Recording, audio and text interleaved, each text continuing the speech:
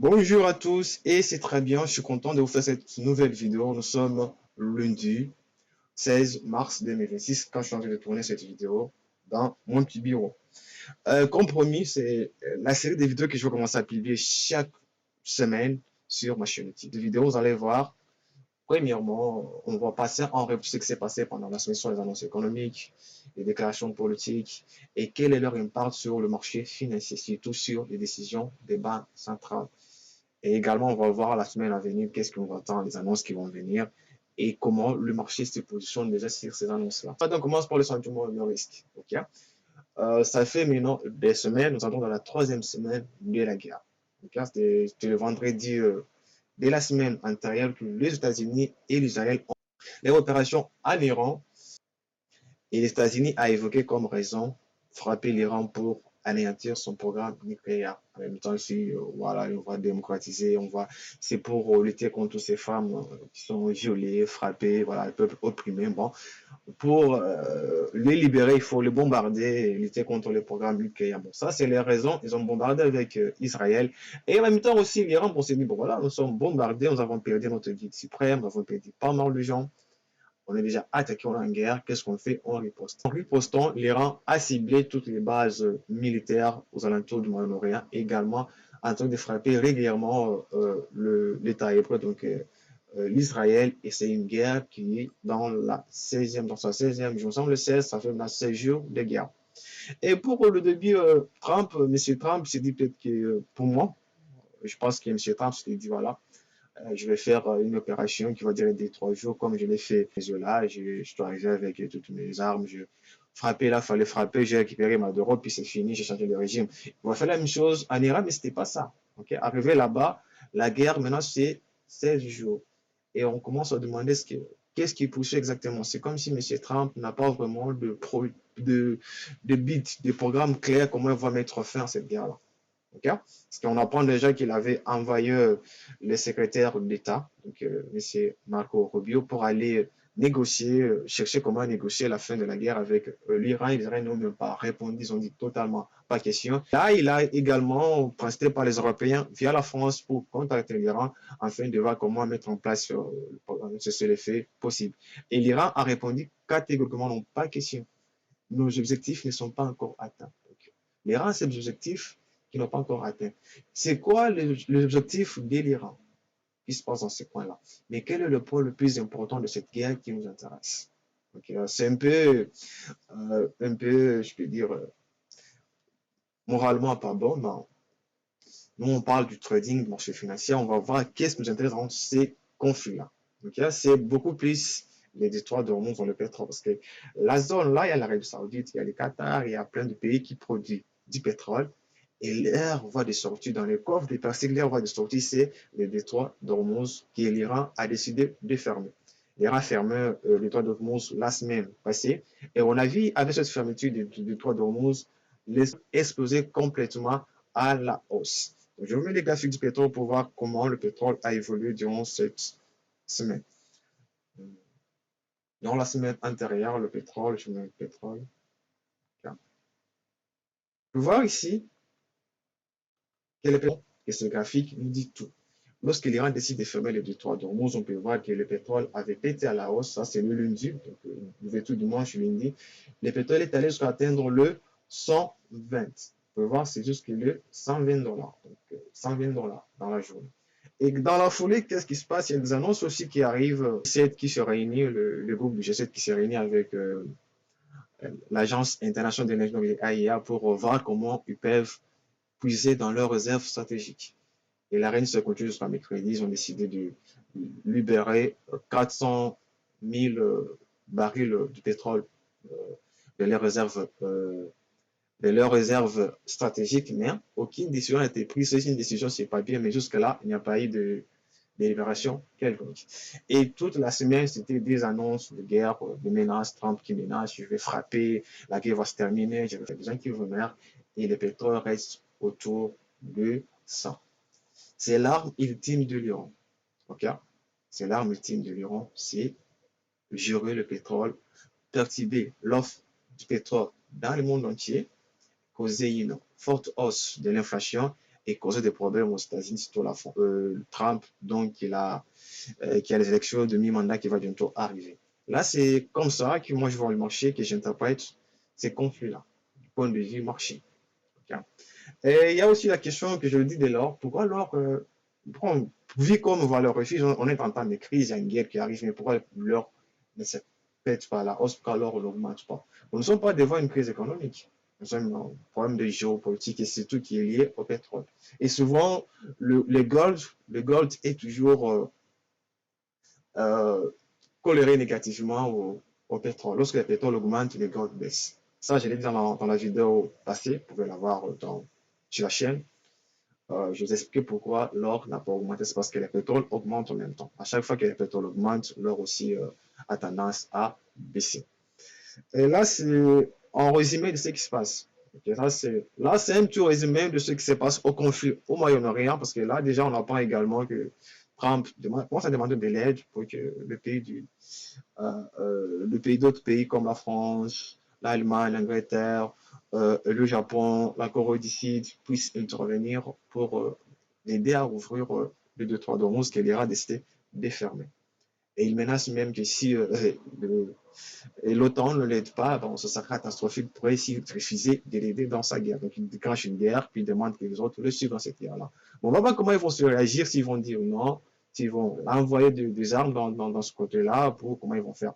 Le seul pays européen qui a déjà envoyé des navires de guerre près de ces régions-là, c'est la France. On ne sait pas comment ça va se passer, mais ça reste quand même les Adeline à suivre. Ça reste quand même les annonces à suivre. Mais par conseil, il ne faudra pas que vous vous laissez animer par les émotions de tout le temps aller suivre ce qui se passe, qu'est-ce qui se dit, qu'est-ce qui se passe. Non, regardez toujours le pétrole. Si le pétrole commence à corriger avec le conflit, ça tenue. Si le pétrole continue à augmenter, c'est que le conflit va également s'amplifier. Là, on passe maintenant à ce qui s'est passé côté calendrier économique pour voir exactement c'est quoi les annonces qui sont sorties et à résumer qu'est-ce qu'on peut retenir. Je vais faire un fichier sur chaque économie. On va le voir.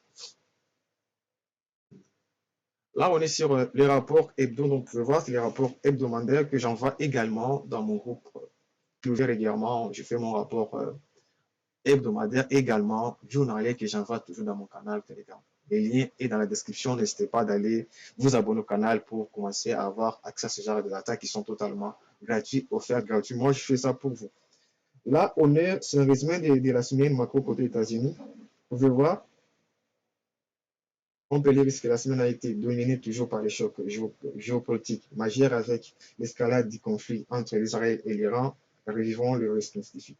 Mais ici, le côté macro, on a eu quand même l'UPC. Donc, il y avait l'inflation côté États-Unis qui était ressortie conforme aux attentes, sans surprise apparente. Mais la lecture sous-jacente confirme des pressions persistantes sur les dépenses essentielles.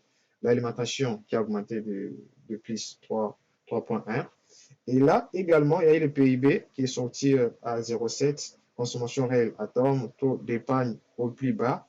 Et depuis 2022, il a chute marquée du sentiment du consommateur. Les marchés du travail via Jobs restent assez résilients, mais en surface, moins, mais montrent des signes clairs de refroidissement. Donc, ça, on voit que le flash était sorti comme prévu. Bon, le NFP était sorti totalement négatif. Également, le taux de chômage qui avait grimpé à la hausse.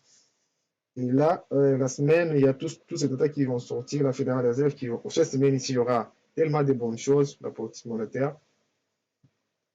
Et là également, qu'est-ce que ces données veut dire? Les données de la réserve restent clairement restrictives. Donc là, c'est les data qui sont sorties côté États-Unis. Et côté Europe, on a aussi des données. Dans la zone euro, il y avait la zone euro, la tension était tout le temps portée au réunion de la BCE, à l'image de la Fed, le marché anticipe. Voilà, dans les contextes géopolitiques, on sait que c'est pas ce côté européen, il n'y avait pas vraiment de vraies data, non, on a quand même autour des fonds fondamentaux de la zone euro, reste relativement favorable à la croissance des salaires ralentis autour de 3%, les taux de chômage demeure historiquement bas, 6,1 dans la zone euro, c'est très bien. L'inflation Corée est à 2,4 et l'inflation globale est à 1,9. Donc, pour la BCE qui était déjà attentiste, qui avait déjà mis fin à ces baisses de taux, et voilà, avec une inflation qui est à 1,9, et la décision qui sera prise dans la semaine à venir, qu'est-ce que la banque va faire? Il y aura sûrement des maintiens de taux, pas de baisse, pas de hausse, mais une politique monétaire assez très bien. Pour le dollar, je suis haussier. Je reste haussier sur les dollars. Je suis haussier sur les dollars. Au sens de couleur. Pour le dollar, je suis haussier. OK? Et pour l'euro, je suis baissier. Je vous explique pourquoi je suis baissier sur l'euro. L'euro est très exposé à ces crises énergétiques parce que l'euro importe une grande partie de son énergie. Okay, comparé à d'autres. Moi, pourquoi je suis baissier sur l'euro, c'est parce que l'euro est trop exposé à ces crises parce qu'il est très dépendant de l'exportation du pétrole. À comparaison avec les États-Unis qui est indépendant côté pétrole parce qu'ils produisent tout ce pétrole, leur consommation est plus produite par eux-mêmes. Non, ils ne peuvent pas compenser tout le pétrole du monde entier. Pareil pour le Japon, il n'y avait presque pas grand-chose. Le Japon, concernant le Japon, il a relativement peu de nouveautés du point de vue fondamental. Mais pour l'instant, le Japon continue de refuser de renormaliser sa frange de sa politique monétaire. On sait que ça fait longtemps que le Japon ne fait pas augmenter les taux. Okay, cela, ça pèse vraiment sur les yens. Et cette semaine, moi, je suis quand même assez net sur les yens parce que en manque vraiment de décisions propres si la BOJ pourra augmenter ses taux, mais elle ne pourra pas le faire. Okay? On va voir la semaine qui va arriver, qu'est-ce que la banque va faire, quelles sont les attentes du marché par rapport à ça. Là, c'est le résumé de la BO. Vous pouvez faire une pause, paf, pause, et vous lisez ce graphique, vous lisez tout ça, c'est beaucoup plus lisible, vous pouvez lire ça rapidement. Qu'est-ce qu'on voit? La semaine a débuté par une déception macro. Pourquoi? Parce qu'on a vu le PIB qui est sorti à 0,0, le PIB mensuel du Royaume-Uni, parce que les PIB sont PIB de manière mensuelle également, de manière trimestrielle, qui est sorti contre le marché attendait à 0,2 et la fois passée, le mois passé, on était à 0,1 précédemment. Signalant non pas une reprise, mais une économie en quasi-stagnation, voire une contraction latente. Dans les détails, la production affiche une contribution positive de 1,3 sur les 3 mois qui viennent de se passer. Mais ceci est largement neutralisé par l'effondrement de services administratifs et des soutiens. Donc, à peu près moins 2,3%. En particulier, les activités liées à l'emploi qui a perdu moins 5,7 et la location par crédit bail moins 3,9. Des segments très sensibles au cycle économique. Ce ralentissement intervient alors que, voilà, vous pouvez mettre quand même une pause et lire ce que je suis en train de vous lire. Et en même temps aussi, la semaine qui vient, on aura la décision de la Banque d'Angleterre. Elle va aussi décider par rapport à savoir quelle sera sa politique monétaire. Un peu quand même assez rapidement pour voir ce qui se passe. Donc là, je suis sur les cadres. Les cadres, je les vois aussi même si la semaine dernière, les données économiques canadiennes étaient totalement pas comme ce qu'on s'attendait. On peut le voir. A confirmé un ralentissement marqué du marché du travail avec une description nette de plus de 83 000 emplois, 83 900 emplois en février, bien en descendant des attentes du marché. Les marchés paraissaient sur une création de 10 000 emplois et la baisse touche surtout l'emploi à temps plein, ce qui n'est pas du tout bon, qui a perdu plus de moins 108 400, tandis que l'emploi à temps partiel progresse faiblement à plus de 24 500. On peut voir que ça signale une fragilisation de la qualité de l'emploi. Lorsque l'emploi à long terme est en train d'être perdu, l'emploi à court terme ne peut pas vraiment se terme. On peut vous prendre pour des semaines, pour un mois, pour quelques jours, ce n'est pas assez de l'emploi. Mais c'est l'emploi à long terme qui continue là.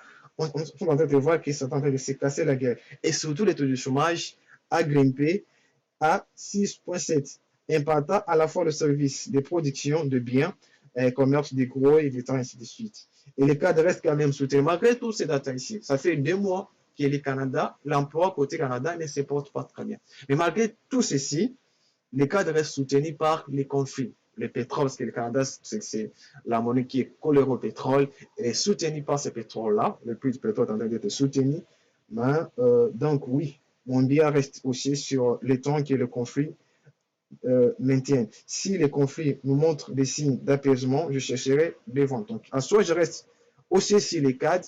Non, je sais que si les conflits, le conflit qui se passe actuellement au Moyen-Orient, s'apaiser ou arriver à se calmer, j'irai chercher comment vendre les cadres. Parce que les cadres en soi, côté données macroéconomiques, ce n'est pas du tout du ouf. C'est pas du tout du ouf. On va sûrement chercher comment vendre ça. Là, on passe à l'Australie. Là, c'est la monnaie que j'ai commencé à acheter. Ça fait pas mal de temps que je continue à acheter les dollars australiens. Je sais oui, économique qui sont des pistes. Donc, les dollars américains, l'euro, le GBP, le franc suisse, les yens, les CAD, l'AID, donc les AID et les NZD. Donc, parmi ces banques-là, l'Australie, c'est la première banque du G10 à avoir augmenté ses taux d'intérêt de 25 points de base. C'était en janvier, si j'ai une bonne mémoire. Augmenté de 25 points de base. Là, ce qui se passe, comme je l'ai expliqué dans les rapports de la semaine dernière, ceux qui ont réussi mon rapport peuvent savoir comment ça veut dire. La RBA conserve les biais restrictifs avec une économie australienne qui continue de montrer des signes de résilience malgré un environnement global incertain. Qu'est-ce qui se passe en Australie? Déjà, quand même, ce sera bien. L'emploi a déjà repris. On a vu l'emploi qui repart à la hausse, une reprise économique assez bonne et une inflation qui repart déjà à la hausse avant même que le conflit au Moyen-Orient arrive. Déjà, l'Australie était déjà confrontée à un problème d'inflation et sa banque avait décidé d'augmenter les taux de 25 points de base. On va voir comment cette guerre a également joué sur les attentes du marché par rapport aux taux d'intérêt. Là, on peut voir que le marché presse déjà. Là, on est à, le taux est à 3,85 et les marchés pressent déjà une hausse de 25 points de base. À peu près à 76% des probabilités que les taux d'intérêt soient augmentés la semaine, dans cette semaine-ci. Parce que, avec vous, je l'ai fait le lundi. Cette semaine-ci, il y a forte probabilité que la RBA augmente ses taux. Donc, je garde quand même MBA beaucoup. Là, chaque devise sera soutenu par ses fondamentaux. Et les fondamentaux de l'Australie est meilleur. C'est tellement meilleur par rapport à d'autres économies. Achat, acheteur, achat, achat, achat. Et ça fait que le dollar ne fait qu'augmenter. Le dollar australien ne fait qu'augmenter. Ok. Là, c'est la semaine, j'attends quand même qu'elle vienne de cette zone des supports peut-être augmenté avec le sentiment du risque. Si les marchés commencent à se péter la guerre, l'Australie c'est très sensible au sentiment du risque. Il prend tout ça, il prend toutefois aussi corrigé. Et pour la Nouvelle-Zélande, pareil, je pense qu'on a passé à revue presque toutes les économies. La Nouvelle-Zélande ne fait presque pas de data, c'est les rapports de la semaine antérieure. Non? Côté, je m'attends à ce que toujours naître, parce qu'il n'y aura pas vraiment de data sur la Nouvelle-Zélande, des données assez. Et dans la semaine à venir, il y aura vraiment des décisions de Mazia. Et dans la semaine à venir, on va aller voir qu'il y a presque 7 banques centrales qui vont annoncer leur politique monétaire, sauf la Banque de la Nouvelle-Zélande. Là, je reste encore honnête. Toutefois, on regarde le sentiment de risque. Si les tensions continuent à grimper, les NZD pourra vraiment se passer la guerre. Pareil pour l'Australie et pour la Suisse, c'est pareil. Pour la Suisse, c'est vraiment une des devises qui est toujours aussi. Vous pouvez voir que lui, peu importe le temps, il est toujours aussi. Toujours aussi. Ok? On espère qu'il y aura une décision de la Banque nationale suisse qui va arriver cette semaine ici. Qu'est-ce qu'ils vont dire? Est-ce qu'ils vont-ils intervenir pour calmer le franc suisse? On ne sait pas. Au moment du risque, vous pouvez voir ici, le sentiment de risque est totalement négatif. Donc on est à moins 20. On est à 20. Donc extrême perte sur le marché. Extrême perte sur le marché. Et ici, on peut voir que les prix du pétrole, comme je vous l'ai dit, c'est monté en flèche, en hausse. Mais ici, les plus grands problèmes qu'on peut voir, c'est avec les SP500. Peu importe ce conflit-là, les SP500 n'a baissé qui est d'environ 5%. Ce n'est pas vraiment assez. Ok, donc là, ce sont un peu des détails qui sortent. Et là, le résumé macro, la volatilité, là, c'est le résumé de l'escalage pour tous les devises. Ces rapports, je vous l'ai dit, vous pouvez les trouver dans mon Telegram qui est dans la description, c'est totalement gratuit. Vous pouvez avoir accès à ces data, les lire et comprendre. J'envoie également mes rapports hebdomadaires, journaliers dans mon canal Telegram qui est totalement accessible dans les liens dans la description. On va voir comment est-ce que les ententes de politique monétaire ont dû évoluer avant et pendant cette guerre au Moyen-Orient entre l'Iran, l'Israël et les États-Unis. Là, cette screenshot, je l'ai pris les jours de la guerre. Je l'ai pris pendant la journée, avant que la guerre soit lancée le vendredi avant la guerre. Qu'est-ce qu'on avait là? on avait 5 banques, les marchés tablaient sur plus de 5 banques qui devaient baisser les taux. La Fed allait baisser les taux au moins 2 fois, la BOE 2 fois, la BCE, la Banque du Canada et la BNC, la Banque de la Suisse, c'est 8 points, 8 points, on ne sait pas, c'est bien. On sait qu'avec la BNC, baisser les taux des 0,1, le ramener à négatif, même des 0, même de 0,10, c'est possible. Du pro, c'est possible. Même des 0,05 points, c'est possible. Ils peuvent le faire pour ramener le taux d'intérêt à négatif, ensuite d'affaiblir leur monnaie qui est tout le temps forte.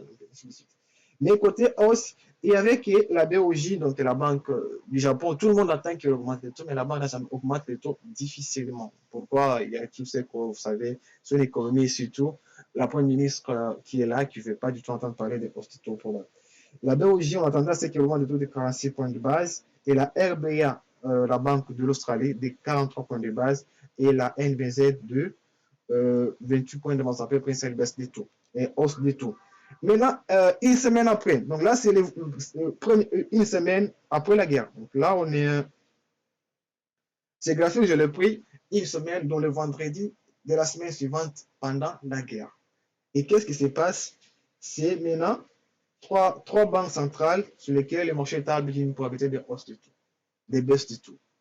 Okay, donc la Fed a à peu près 35 points de base, donc une seule baisse de taux de 25 points de base, tout en présent pas vraiment de changement au cours de la réunion à suivre. Et la BOE, c'est pareil, on table sur une probabilité de 13 points de baisse, donc c'est presque pas de baisse. La Suisse, pareil. Et il y a eu maintenant côté hausse, je vais voir ici on était avec la RBA qui avait 43 points de base, passe à 55 points de base, donc sont des hausses de taux pricées. Et la BOJ, ça n'a pas vraiment changé. Et qu'est-ce qui arrive là? On a la BOJ 48, la Banque de la Nouvelle-Zélande 43, donc à peu près des hausses de taux. La BCE qui commence aussi, on pense à passer probabilité des hausses de taux, une seule hausse de taux. La Banque du Canada, c'est à peu près 18 points de base, ça presque rien. Pas vraiment de hausse de taux. Maintenant, on passe. C'est ça, je l'ai pris la semaine qui vient de s'écouler, le vendredi, donc deuxième semaine de la guerre. Qu'est-ce qu'on a là? On a qui est la Fed sur laquelle les marchés tablent sur 18 points de baisse de taux cette année ici. C'est trop bas. On est passé à des baisses de taux, à presque à pas de baisses de taux, à pas de baisses de taux. Et la RBA, on est presque à 3 hausses de taux cette année. Maintenant, vous allez me demander, mais avec toutes ces banques, toutes les banques qui vont aller dans le sens de hausse de taux, mais laquelle monnaie allons-nous chercher à acheter ou à vendre? Vous pouvez voir que de toutes les banques, oui, mais la décision des hausses de taux aussi, ça compte. Pour la RBA, vous pouvez voir que les probabilités de hausse de taux est d'environ 80% à la réunion de la semaine qui vient, donc le mardi. Vous pouvez voir que les probabilités, c'est toujours pas de changement, pas de changement, pas de changement, pas de changement, pas de changement. Il change maintenant sur les politiques, on passe des politiques monétaires au quiche et de vie à une politique monétaire au quiche. Il n'y a pas de baisser de taux, c'est quand même une politique monétaire au quiche. Surtout pour l'exemple que je peux vous prendre. Oui, on était dans une tendance de baisse de taux de 25 points de base. Le marché pricé une baisse de taux de 25 points de base. Je reviens ici, la BOE, il y avait 84% de chances de baisser les taux lors de la prochaine réunion. Dans la réunion de cette semaine ici, en février, le marché pricé une probabilité de baisse de taux 80% de 25 points de base. Mais là, eh bien, on est passé à peu près à la BOE, on est là, à peu près à 95% d'absence de baisse du tout. Les mardis, on a la RBA qui est pricée à 85%, qui doit augmenter ses taux. 85% des hausses de taux, des parties de hausse du taux.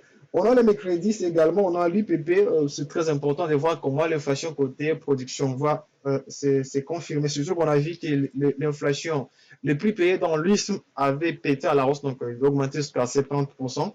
Il y a un indicateur avancé qui sera aussi confirmé par l'UPP s'il va augmenter. Ça sera un signal de retour de l'inflation. Et à 14h45, on a la Banque du Canada qui va aussi annoncer sa politique monétaire. C'est très important avec une inflation qui va sortir aujourd'hui. L'inflation va sortir aujourd'hui, le lundi, et le mercredi, et devant annoncer sa politique monétaire. Pour rappel, la semaine passée, l'emploi côté Canada, c'était totalement affaibli. Ça fait des mois que les chiffres de l'emploi n'est pas du tout bon. À peu près mon 90 000 emplois perdus, emplois perdus en temps plein.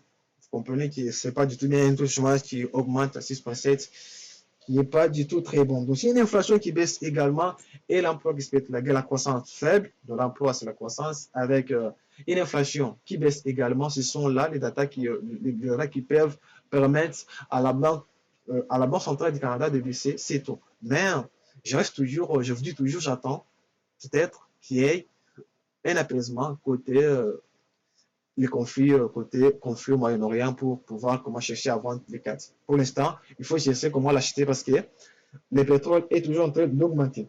Pareil également, il y aura à 15h, à 19h le mercredi, c'est 19h, on aura les fameux FOMC. Les FOMC dont on aura d'où à notre tonton Joël Poel qui sera là en train de nous dire qu'est-ce qu'il vend dans l'économie, qu'est-ce qui se passe, qu'est-ce qu'il aperçoit également par rapport à la guerre qui se déroule côté Moyen-Orient entre l'Iran, Israël et les États-Unis. L'ancien des Allemands sera presque fermé.